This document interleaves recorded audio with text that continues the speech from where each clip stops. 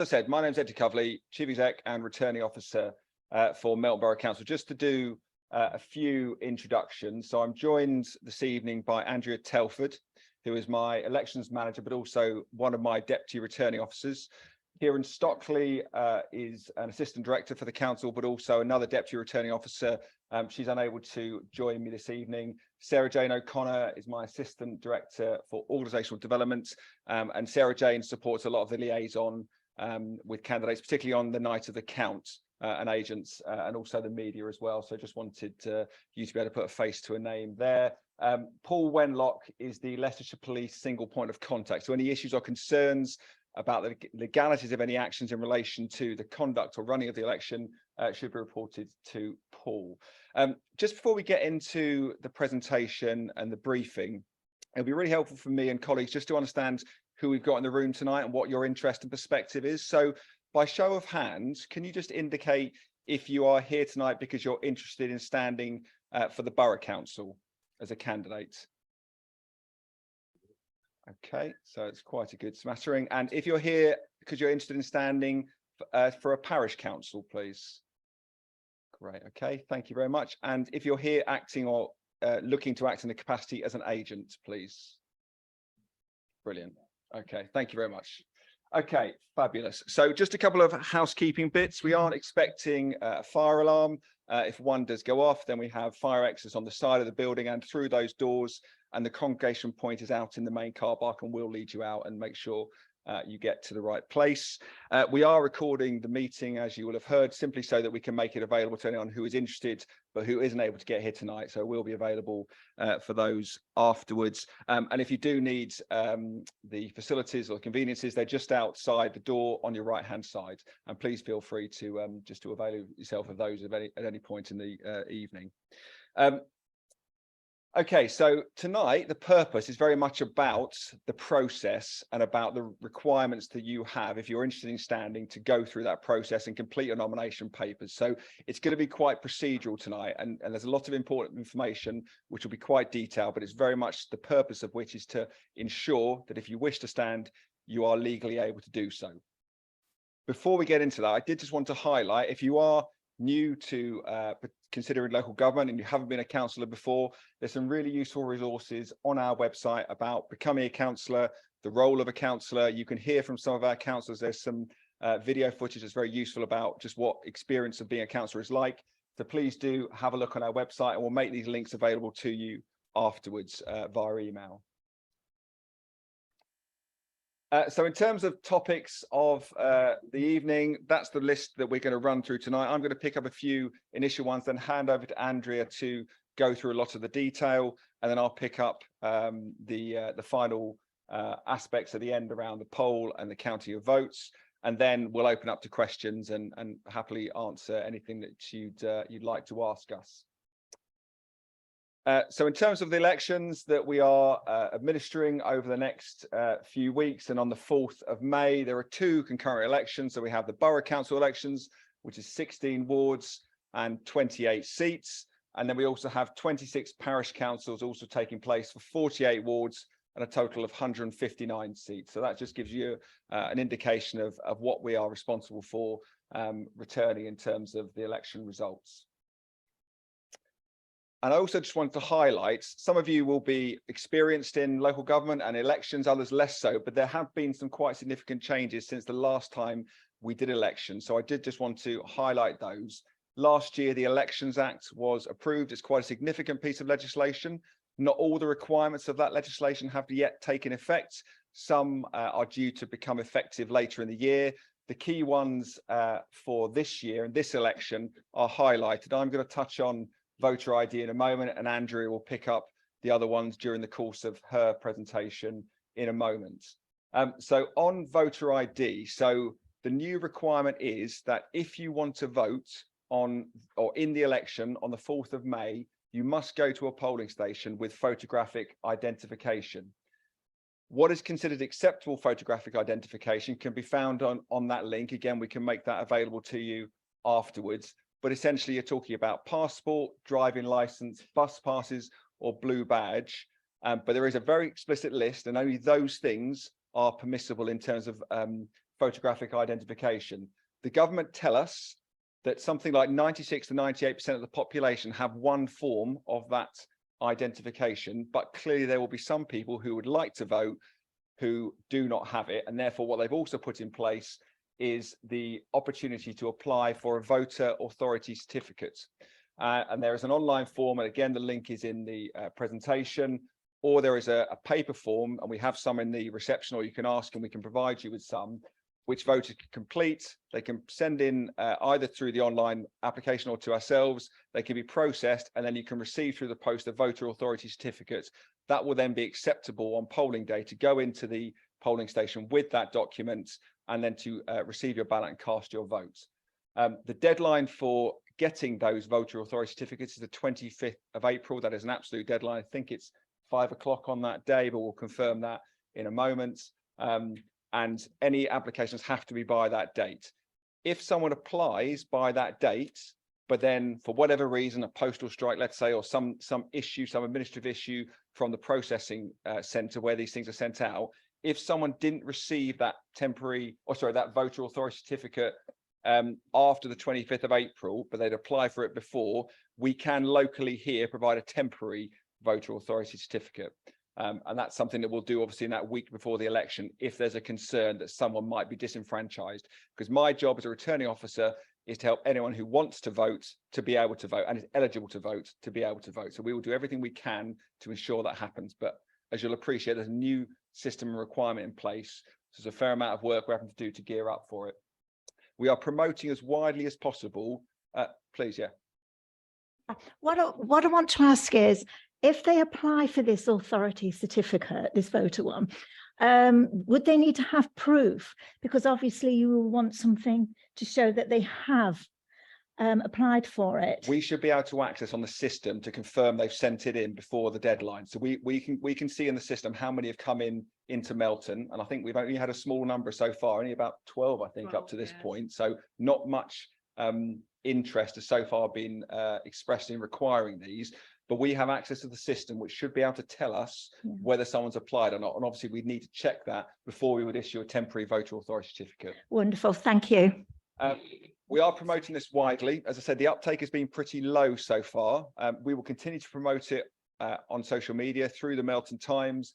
It's also going to be referenced on all the poll cards. It's going out in letters from the council. And also we're looking to put a message on our phone system, so if someone calls us, they'll be reminded about this. So we will do everything we can to make people aware of this. I would ask yourselves as candidates, you are in a privileged position. You will be knocking on doors and talking to people.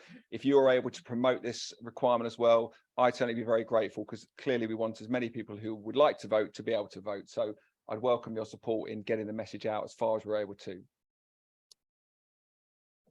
And I think that's the point at which I'm going to now hand over to Andrea to pick up the rest of the agenda. So thank you, Andrea.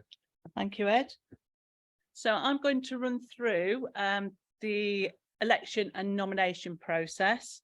I'm going to start with the election timetable. It's a statutory timetable, and it starts with the notice of election, which we are publishing on the 22nd of March.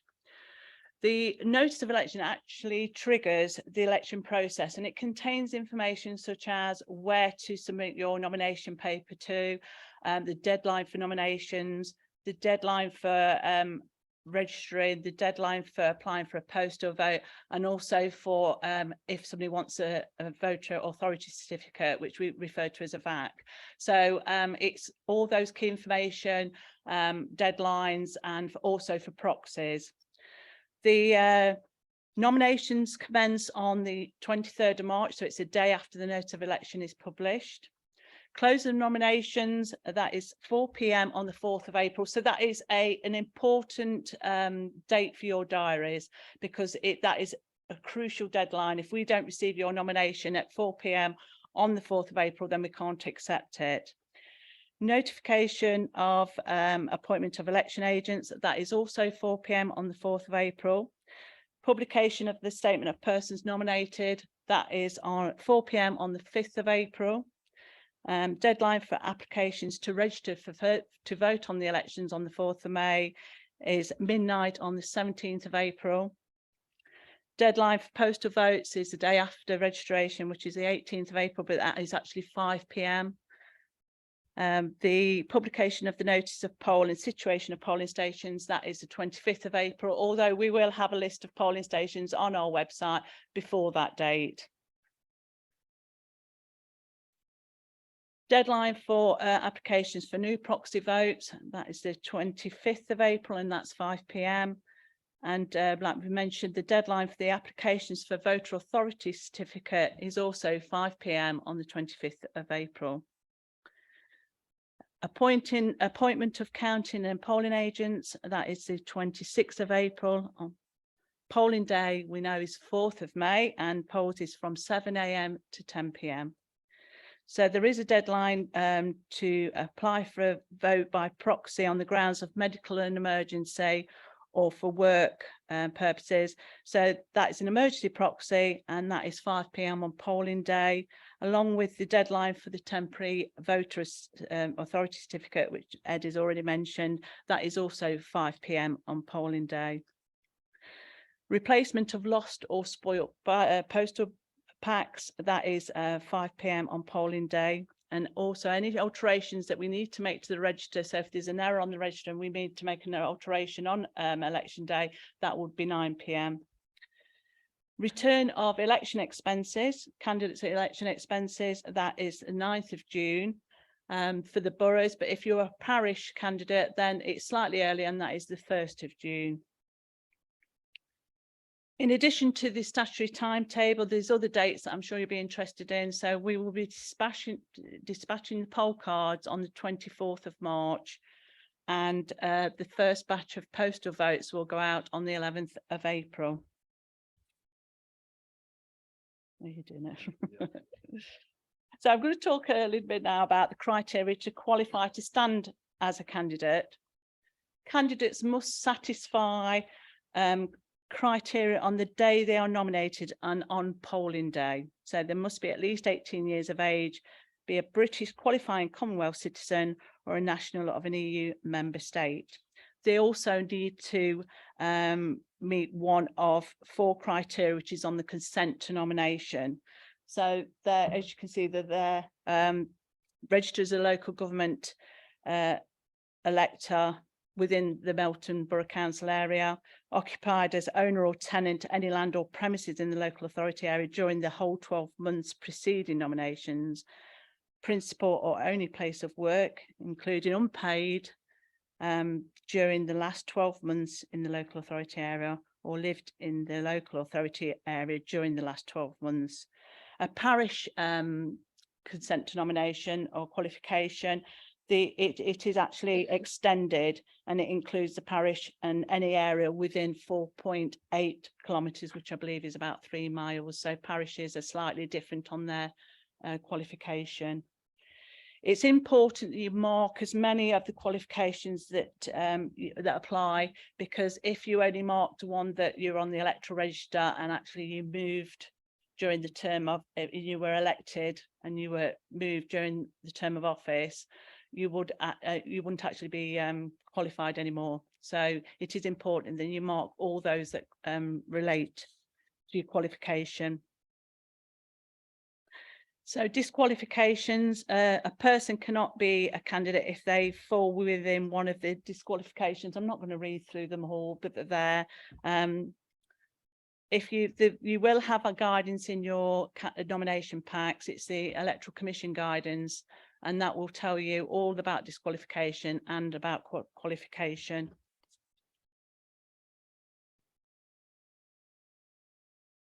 So moving on to actually submitting your nomination papers, the documents that must be submitted by all candidates by 4 p.m. on the 4th of April is the nomination form, which is form 1A in your nomination packs, the home address form 1B, and the consent to nomination, which is 1C. Party candidates, so if you're standing as for one of the parties, then you will need to submit by 4 p.m. on the 4th of April a certificate authorising the use of the party name and description, and a written request to use one of the party emblems. The forms for requesting the for authorising the use of the name and the registered description and the emblem are in the nomination packs, and they are forms 2 and 3. So when submitting your nomination papers, take care when completing the papers, as mistakes may invalidate your nomination. Complete nomination papers early and arrange for us to provide a check for you.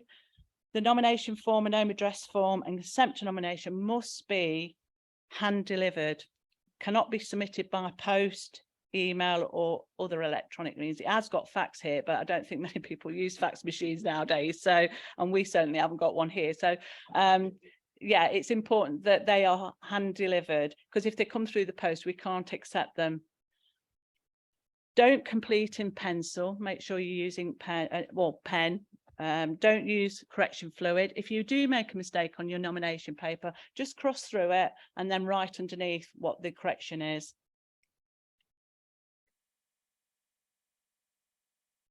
On the nomination form itself, so that's form 1A, you need to include your full name. There is an option to use a commonly used name. So for instance, if your name is John Smith and your name known as Jack, you can use Jack.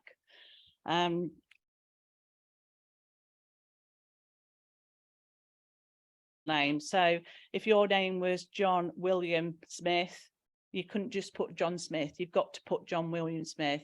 But if your name was Jack or Bill, you could put Bill, or commonly known as Jack or Bill, you could put that. There's a description field, so you've got 3 options. So you can either leave it blank, have the word independent, or if your party candidates can use party name or description authorised by a certificate issued on behalf of the nominating officer of the party. You must make sure that if you are going to use a description, that is completed before you get people to support your nomination paper, but we'll discuss that in further on in the slides. So talk about subscribers. So the subscribers are the people that support your nomination. So the government has changed the rules regarding the number of subscribers required now. It used to be 10, but they've reduced it down to 2. Now parishes have had 2 for many, many years, but the boroughs, what used to be 10, so you had a proposer, a seconder, and then 8 centres, but the government have changed it now, so you only actually need 2 for these elections. You must sign and print their names and check the details of the subscribers against the electoral register. So you will be entitled to a copy of the electoral register to be able to check that the subscribers that support your nomination paper are on the electoral register within the ward that you want to stand. And as I've just mentioned, only ask the subscribers to sign after completing the name and description fields on the form. So you must put your name, and if you're standing for a party or independent, you want the words independent, you must put that in before you get the people to sign. If that comes in blank and you've got your people signed, we can't then put in that they're going to be standing for a party or independent. It would have to remain blank, or you go away and do another nomination paper. You must let your subscribers know as well what their data is being used for, so that because it's their personal data, so that it's for the purpose of supporting your nomination paper. There is an home address form that would need to be completed along with the nomination form, which is 1B. The home address form was introduced so that candidates could opt not to have their address on the ballot paper or other notices that are published, like the statement of persons nominated. You must fill in part 1 of the home address form, and you need to put your full name and address in full, and the qualifying address or where you have declared on your consent to nomination what the criteria you meet to qualify. You need the full name and home address of the person that witnesses your consent to nomination. So the person that witnesses your consent to nomination would also have to put their name and on the home address form. So part 1 must be completed. There is a part 2. So part 2 you complete if you do not want your name, your home address going on the ballot paper or any documents that are published. You complete part 2. If that's not completed, then it would go on the home address would go on the ballot paper. So it's important to make sure that you fill that if you don't want your home address going on any documents that are published. So part 2 of the home address form must be completed if you do not want your address to be made public. The name of the relevant area of which your home address is situated, you would need to fill that part in. So for instance, if you live in Melton Borough Council area, then you would put Melton. But if you actually lived in another local authority area on the border of Melton, but your qualification was because you worked in Melton Council area, you would have to put the other authority. Say for Charnwood, for instance, you lived in Charnwood area, you'd have to put Charnwood. If you lived outside the UK, then the name of the country would have to go on the part 2 of the form. So moving on to the consent to nomination form. This is the form 1C. So you must include your name, which area you're standing in. So we need to know the ward you stand in, and the confirmation of the qualification that apply. So you need to at least have one, but select all that apply. Like I said before, if you only select the one that, because you're on the electoral register in that particular area, then if you did move, you would become disqualified. Date of birth and signature, and the date of consent. So you need to date the date the consent was completed, witness name and signature. So the witness name and signature, like I said, is the same that would be on your home address form. So them two need to match. You must not sign the consent or date it earlier than 1 calendar month before the deadline for submitting your nomination paper. So basically it can't be dated before the 4th of March. So unless you're going to rush out tomorrow, and I think we're all right. So certificate of authorization. So this is for people that are for candidates that are party candidates. So for those that choose to stand as on behalf of a party. So party candidates must have written permission to use the party name and description from the nominating officer or a person authorised to act on their behalf. The certificate allows the use of the party name and description, and that must be submitted with your nomination paper by 4 p.m. on the 4th of April. Again, all these forms are in your nomination pack, and all the guidance, all what I'm going through now is in the Electoral Commission guidance, which is also in your nomination pack.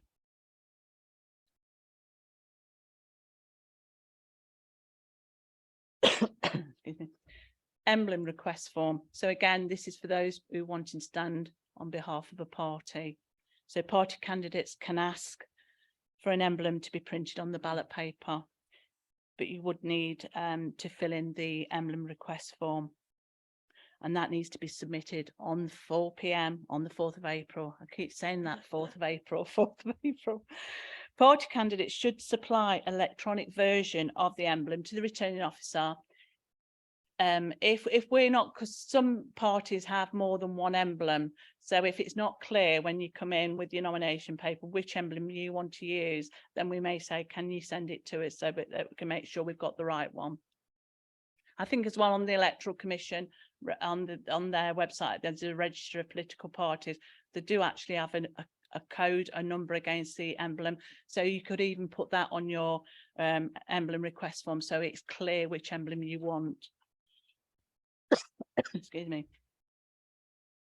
So I'm going to talk a bit about agents. So starting with the election agent. So an election agent, which you can appoint, is responsible for the proper management of your election campaign, particularly its financial management. You need to, notification of appointment must reach the returning officer by 4 p.m. on the 4th of April, so it'll be along with the nomination papers, which again is included in the nomination pack. If you do not appoint an election agent, then you by default become your own agent. Parishes don't have agents, by the way. This is purely just for the boroughs. Election agents don't apply to the parishes. If you do become your own agent, you need to be aware that your home address will be published on the notice of election agents as your correspondence address. So if you've completed part 2 of the home address form saying you don't want your address on the ballot paper or the statement of persons nominated, but you've become your own agent, then your home address form address will go on the notice of election agent. So just bear that in mind.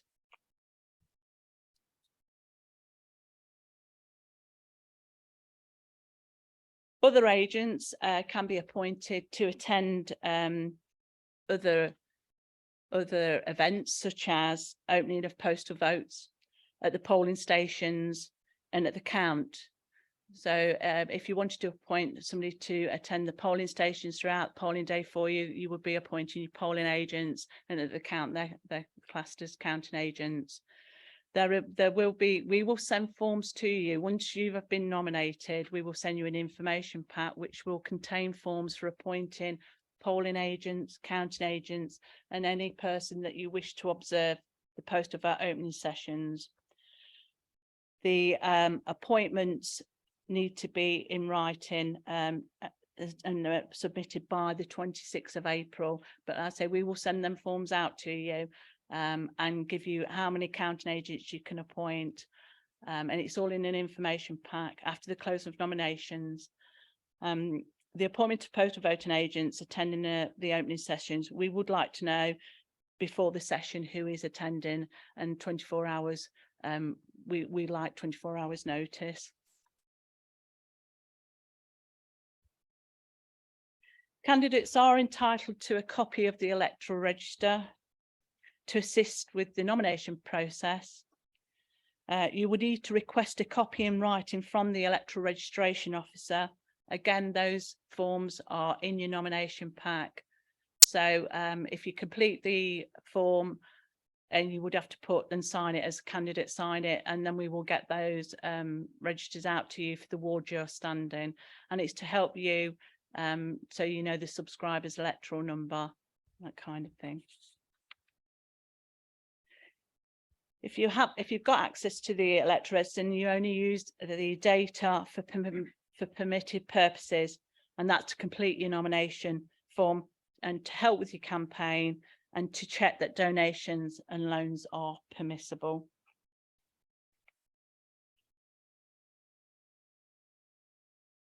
So I'm just going to talk a bit about registering to vote. So you as candidates are in a good position to encourage people to register to vote. And you should encourage people to register as soon as possible, because the deadline, like I said before, it will be the 17th of April at midnight.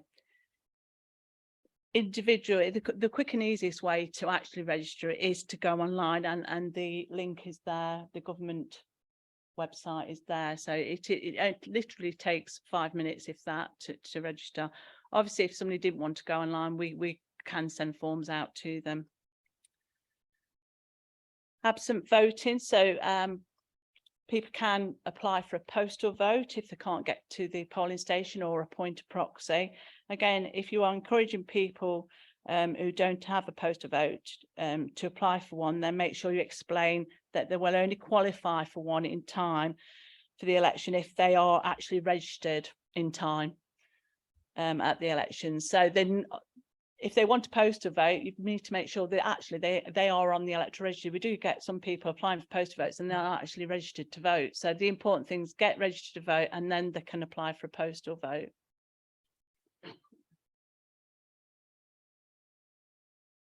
So postal votes, there is a code of conduct which has been compiled by the Electoral Commission to do that talks about postal vote, handling of postal votes. I'm not going to read through it all, because there is the code of conduct that has then actually in your nomination pack, so you can actually read through it yourselves. And not going to say it's there, and it's a code of conduct that's been compiled by the Electoral Commission and in your nomination packs. Postal vote deadline for receipt of completed postal vote applications is 5 p.m. on Tuesday, the 8th 14th of April. The first dispatch of postal vote packs are going to be the Tuesday, the 11th of April.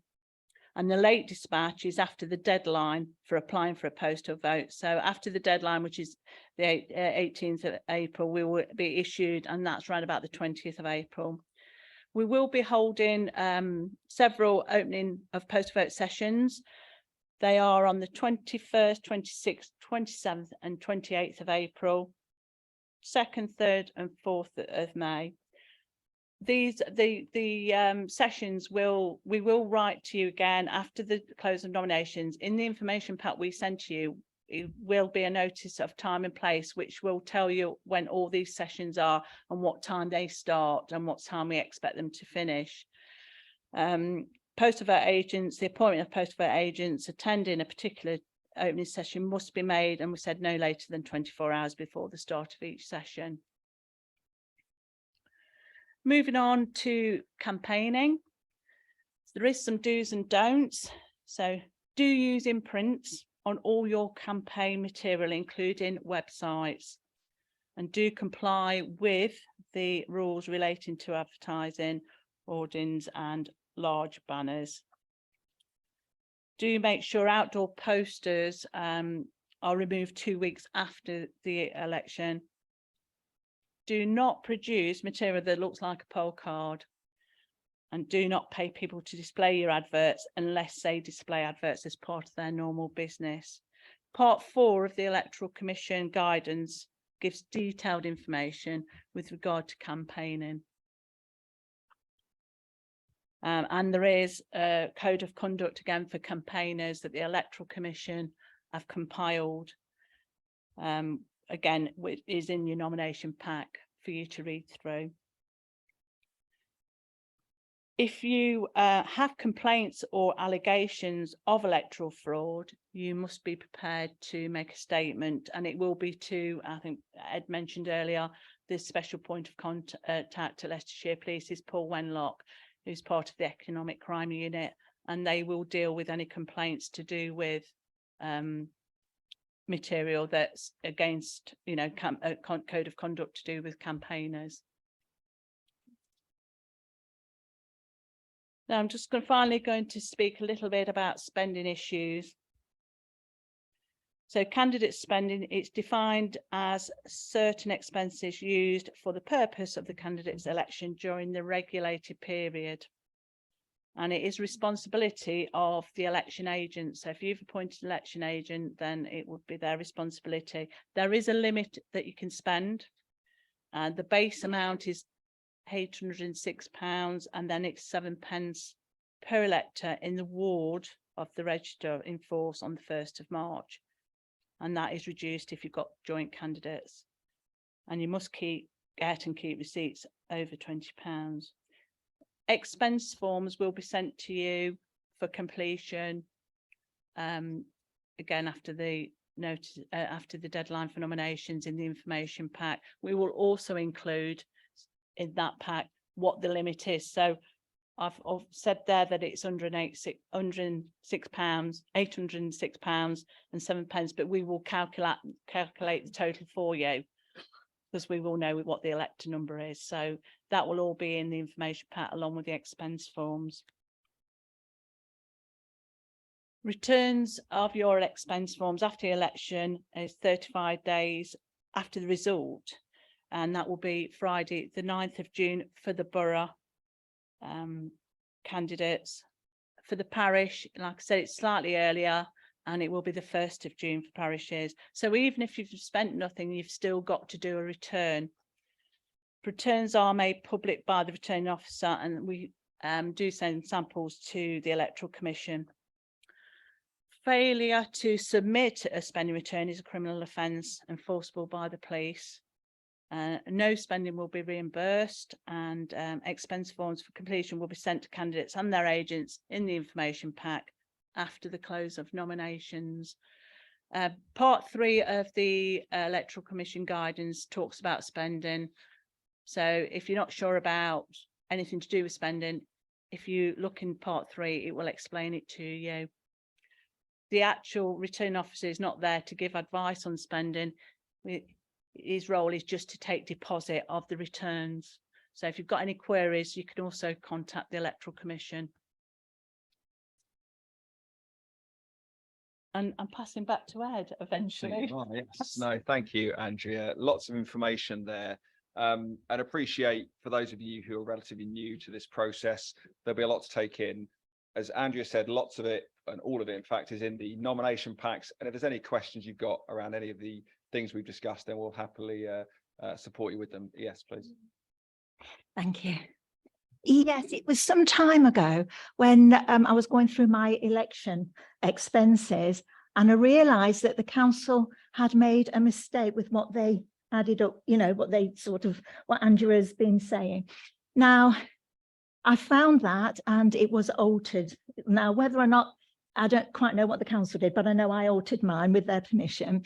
And but the thing is, if there is a mistake that we don't pick up that's been done by yourselves, that wouldn't be down to us once we've sent in the rest of it, would it? The whole thing, I mean, we wouldn't be accountable for that, for the part that the council's added up. Is that the only, was that the part where the calculation of your limit spending was incorrect? No, it wasn't the limit, nothing to do with that. It was the first part where they said that the council had done, and then we had to put all our expenses on after that. I can't really remember, it's gone back some time now, but there was a mistake with what was put forward. I can only think the mistake would be is where we've calculated the limit incorrect, or have we given you the wrong date for the notice of election? No, it was what you'd done was incorrect. I think, yeah. And I picked it up. Yes. And but it's going back a long time. I'm not saying it's been done recently, but it's sure. going back a while.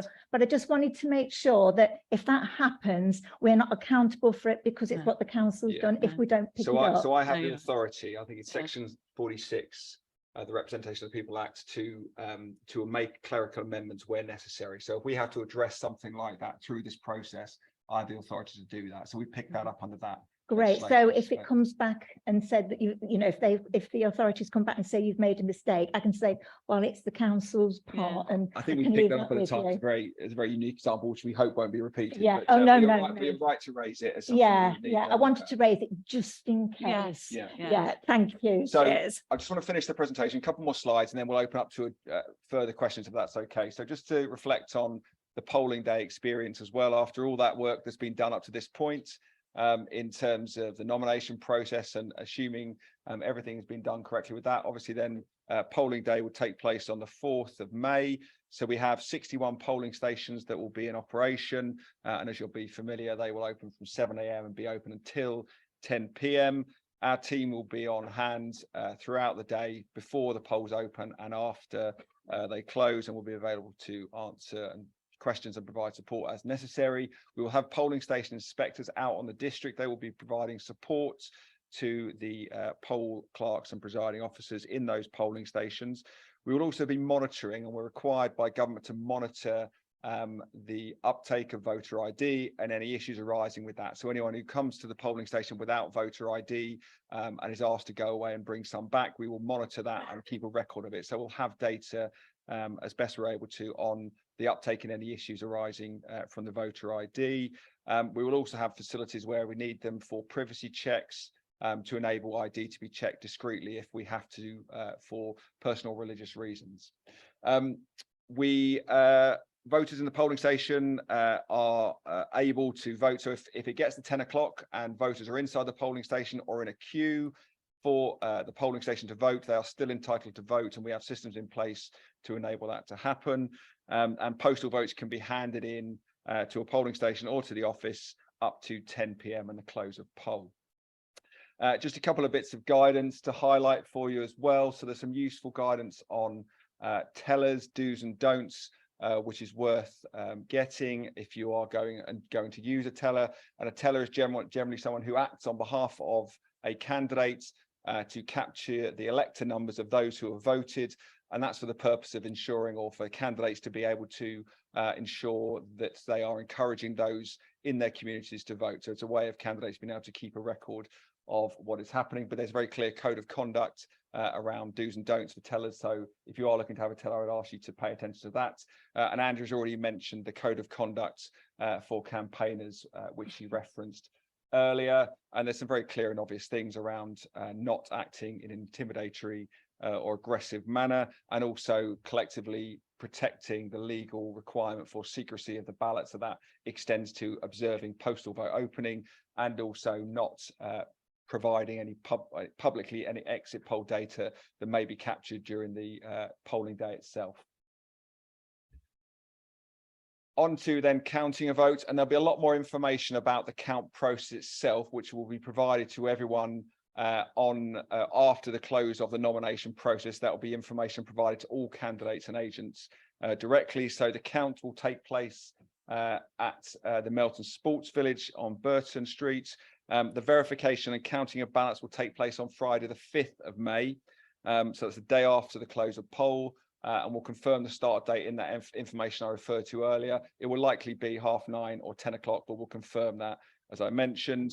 And ballot boxes will be receipted after the close of poll at the Sports Village, and then stored securely overnight until the verification commences on the Friday morning. As Andrew has already mentioned, candidates can appoint county agents to attend and observe the various processes that take place in terms of verification and counting, and they can also invite a guest to attend as well. And again, we'll confirm the exact process and way to do that in the information packs that come out after the close of nomination. The verification for both the borough council and the parish, and when I say verification, I mean the act of counting how many ballots have been cast and are inside the ballot boxes. That process will be undertaken first on the Friday morning for both the borough and the parish.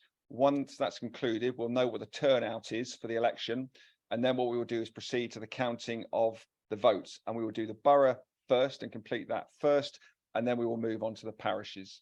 So we aren't at this stage able to give exact times of when that will happen, but we may well be able to give indications of rough timings once we know how many wards will be contested and how many parishes will be contested, and we'll happily have a conversation with you about that once we get the other side of the nomination process.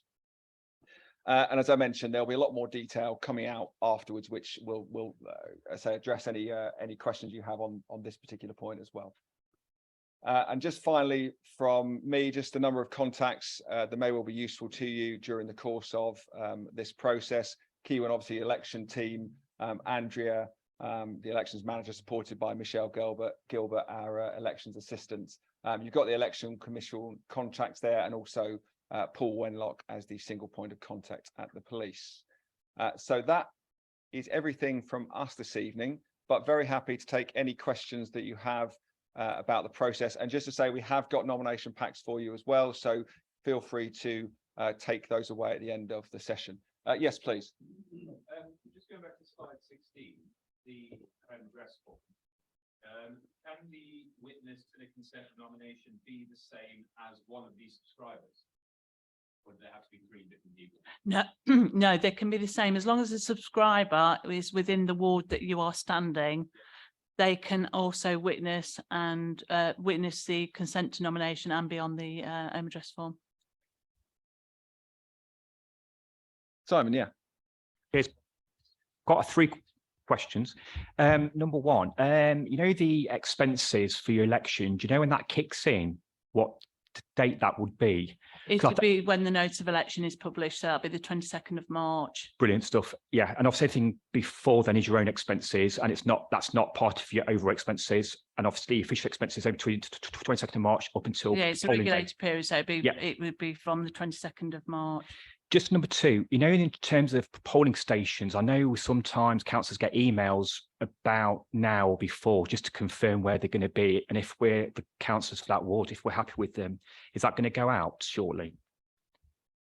Sorry, can you just repeat that? Yes. You know the polling stations for each ward? Yes. Isn't there like a review of them just before a council election, just to confirm if we're all happy with them? No, there's not a review of polling stations before an election. There is a review of polling stations, something like I think every 3 years that the council carry out, but not before an election, and actually all the polling stations now have been booked, and they are what they are now. So, and the poll cards have been printed. So your review is usually every 3 years. I think I've got another question. I can't remember what it is, so I'll come back to you. We'll come back to you, Simon. That's fine. Any further questions? Any other questions, please? Yeah.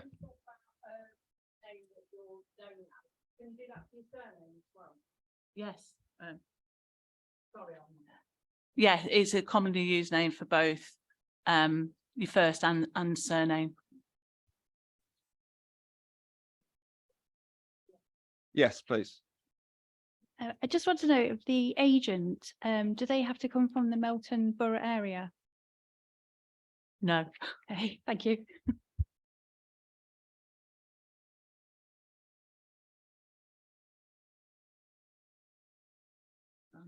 Yeah, Simon, have you remembered your question, or we can pick it up afterwards if that's helpful. But yeah, yeah. I mean, well, it's a good way to just say that if you do have any questions that you think of, or when you get the nomination packs, you read them and you're not sure about certain things, then please just contact the office, the election services at melton.gov.uk, and the team will help you in any way they can. And that's what we're ultimately here to do, is to help facilitate this process and make it go as smooth as possible for everyone. So please do just ask any further questions. I'll just pause for one further opportunity if anyone else has any further questions they'd like to ask before we start dishing out the nomination packs. Okay, can I thank you all again for your attendance tonight? And as I say, my team and I are here to assist you. So please do get in touch if you need to. Thank you very much.